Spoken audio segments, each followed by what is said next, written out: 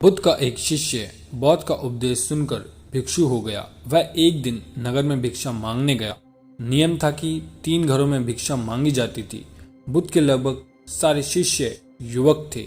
एक भिक्षुक युवक भी शरीर से गठीला और सुंदर था। एक तो यौन के रंग में रंगा हुआ था अर्थात तन में आकर्षण था। दूसरा मन पवित्र था अर्थात मन ईश्वरीय भक्ति से भरा हुआ था।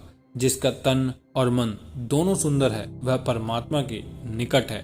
वह भिक्षुक एक घर के सामने भिक्षा मांगने के लिए रुका। वह मकान वासुगंधा नाम की एक वैश्य का घर था।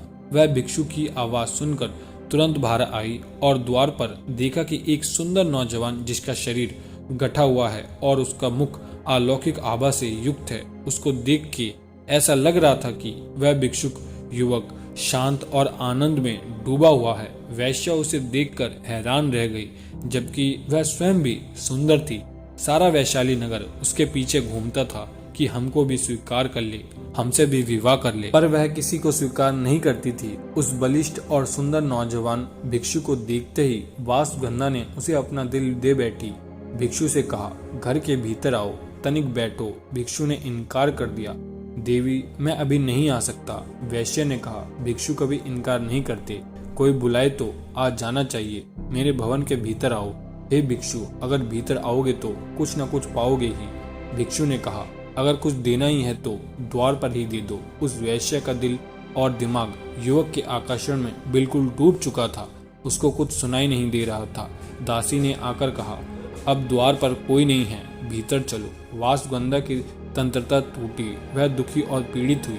जब स्त्री को कोई पुरुष ठुकराता है तो उसकी हालत बहुत खराब हो जाती है। वासुगंधा ने अपने जीवन में एक ही बार एक ही पुरुष के प्रति लगाव रखा था। उसने भी इनकार कर दिया।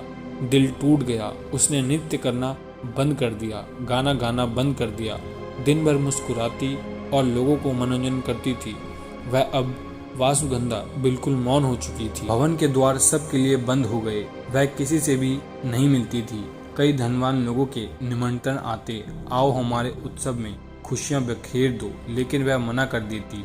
एकांत को उसने अपना जीवन साथी बना लिया। दासी अच्छा अच्छा भोजन बनाती थी, पर उसकी भूख प्यास को भिक्षु मानो हमेशा के लिए ले गया हो। वासुगंधा को रात दिन वो भिक्षु याद आता था। वह बहुत कमजोर हो गई और बीमार रहने लगी। कहते हैं कि चिंता चिता से भी बड़ी होती है। चिता एक बार जलाती है और चिंता सदैव जलाते रहती है।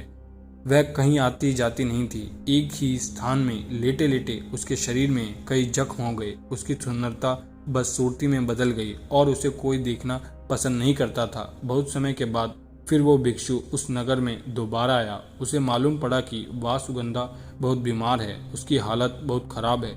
भिक्षु उसके दरबार पर गया।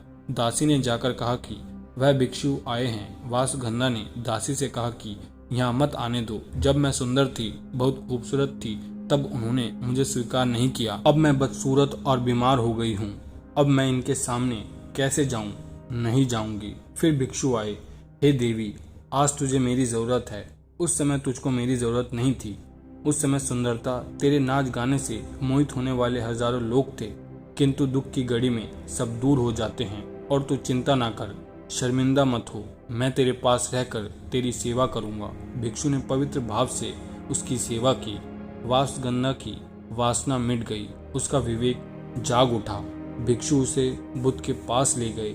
उसने प्रार्थना की, मुझे दीक्षा दो, और वो उनसे दीक्षा ली और बौद्ध धर्म के भिक्षु बन गई।